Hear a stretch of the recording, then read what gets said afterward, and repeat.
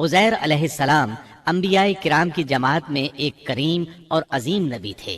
اللہ تعالیٰ نے انہیں ایک بستی کی طرف چلنے کا حکم دیا۔ وہاں پہنچے تو بستی ویران تھی، بے آباد تھی۔ اب یہ حیران ہوئے کہ مجھے یہاں کس لیے بھیجا گیا۔ ایسے میں خیال آیا اللہ تعالیٰ اس مردہ بستی کو کیسے زندہ فرمائیں گے۔ یہ خیال تعجب کے طور پر تھا۔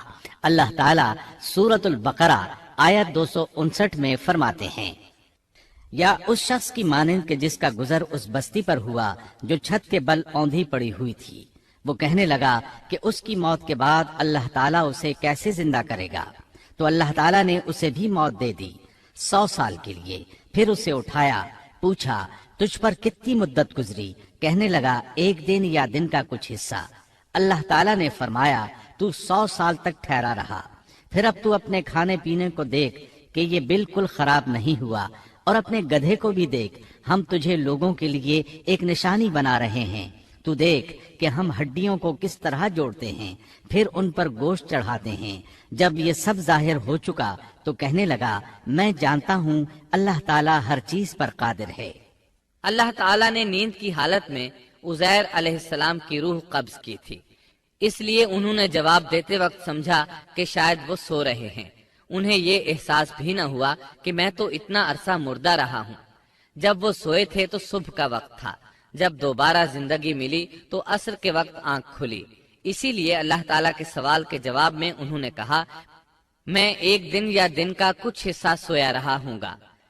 اللہ تعالیٰ نے فرمایا اپنے کھانے اور گدھے کو دیکھو، کھانا بہت جلد خراب ہو جاتا ہے، لیکن 100 سال گزرنے پر بھی کھانا بالکل تازہ تھا، جبکہ آپ کے گدھے کی ہڈیاں بکھری پڑی تھیں۔ اچانک ان کے سامنے دیکھتے ہی دیکھتے ہڈیاں حرکت کرنے لگیں، پھر جڑنے لگیں۔ گدھے کا ڈھانچہ تیار ہو گیا تو اس پر گوشت چڑھنے لگا۔ اس طرح گدھا زندہ ہو گیا اور آواز دینے لگا۔ یہ دیکھ کر عزیر علیہ السلام پکار اٹھے، واقعی میرا پروردگار ہر چیز پر قادر ہے۔ ان کی اس عارضی موت کے دوران وہ بستی آباد ہو چکی تھی۔ عزیر علیہ السلام نے ان سے پوچھا کیا تم لوگ عزیر کو جانتے ہو؟ انہوں نے کہا جی ہاں، انہیں فوت ہوئے 100 سال سے زائد عرصہ بیت چکا ہے۔ تب عزیر علیہ السلام نے انہیں بتایا میں ہی عزیر ہوں۔ انہیں یقین نہ آیا۔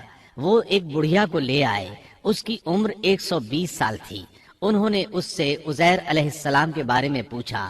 اس نے عزیر علیہ السلام کی 10 نشانیاں بیان کی۔ وہ سامنے کھڑے عزیر علیہ السلام کو دیکھ رہے تھے، تب انہیں یقین آیا۔ عزیر علیہ السلام ان کے درمیان قیام پذیر رہے۔ آپ نے انہیں نئے سرے سے تورات کی تعلیم دی۔ وہ اس کو بھول چکے تھے۔ بستی والے ان سے بہت متاثر ہو گئے، ان کی تعظیم کرنے لگے۔ اس عظیم معجزے کی وجہ سے رفتہ رفتہ وہ انہیں اللہ کا بیٹا تصور کرنے لگے۔ اللہ تعالیٰ سورہ توبہ آیت 30 میں فرماتے ہیں، اور یہودیوں نے کہا عزیر اللہ کے بیٹے ہیں۔ یہ اللہ نے ان کا ایک جرم بیان کیا ہے۔ یہ جرم ان میں نسل در نسل چلتا رہا، یہاں تک کہ اس دور میں بھی یہودی عزیر علیہ السلام کو اللہ کا بیٹا مانتے ہیں۔ آپ کا نام دیوان مقدس بھی رکھتے ہیں اور کہتے ہیں یہ مقدس ذات کی نسل سے ہے اور معبود ہے۔ یہی ان کا شرک ہے۔ اللہ ان پر لعنت کرے۔ اللہ انہیں اس جرم کی سزا ضرور دے گا۔ انسان کتنے ہی بلند و بالا مقام پر پہنچ جائے اور اللہ تعالیٰ کے ساتھ اسے زیادہ سے زیادہ قرب حاصل ہو جائے، تب بھی وہ اللہ کا بندہ ہی رہتا ہے، اور کسی بھی بلندی پر پہنچ کر وہ اللہ یا اللہ کا بیٹا نہیں ہو سکتا، اللہ کا شریک نہیں ہو سکتا۔ اللہ جل شانہ کی ذات پاک وحدہ لا شریک ہے اور باپ بیٹے کی نسبتوں سے پاک ہے۔ لہذا انسان کی سب سے بڑی گمراہی یہ ہے کہ وہ جب کسی برگزیدہ انسان سے ایسے امور صادر ہوتے دیکھتا ہے جو عقل میں نہیں آتے، تو رعب یا عقیدت کی بنا پر پکار اٹھتا ہے کہ یہ ہستی تو خود اللہ ہے جو انسانی شکل میں آئی ہے، یا اس کا بیٹا ہے، یا اللہ تعالیٰ کی شریک ہے۔ وہ یہ نہیں سوچتا کہ بلا شبہ ان واقعات کا جاری ہونا اللہ کی طاقت کے ذریعے ہے، جو بطور نشان اس برگزیدہ انسان کے ہاتھوں جاری ہوئے۔ اس کے باوجود یہ نہ اللہ ہے نہ اللہ کا بیٹا، بلکہ اس کا ایک پسندیدہ بندہ ہے، اور یہ امور اللہ تعالیٰ کے خاص قوانین کے تحت صرف اس کی تائید اور اس کی صداقت کے لیے ظاہر ہوتے ہیں، ورنہ وہ بھی اللہ تعالیٰ کے آگے اسی طرح مجبور ہے جس طرح دوسری مخلوق۔ قرآن کریم نے سیدنا عیسیٰ علیہ السلام کی حقیقت سورہ آل عمران کی آیت 59 میں اس طرح بیان کی ہے: اللہ کے نزدیک عیسیٰ علیہ السلام کی مثال آدم علیہ السلام کی سی ہے کہ اللہ نے انہیں مٹی سے پیدا کیا اور حکم دیا کہ ہو جا، اور وہ ہو گئے۔